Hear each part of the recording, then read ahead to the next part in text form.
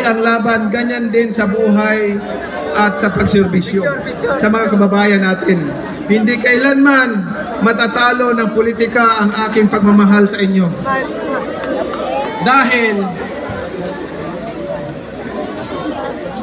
ako ay manatiling kampiyon para sa Jinsan, para sa tuna industry at para sa susunod na henerasyon.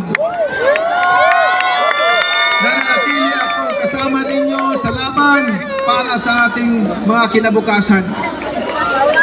At yan, lagi kong dinadasal at laging sinisikap na magkaroon tayo ng tunay na kasaganahan.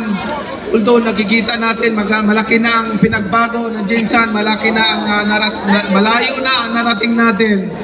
Pero hindi pa yan, hindi tayo titigil hanggat hindi naging tourist destination ang Jinsan sa buong Pilipinas. Hindi lang sa buong Pilipinas kundi sa buong mundo. Napakaraming mga magagandang tanawin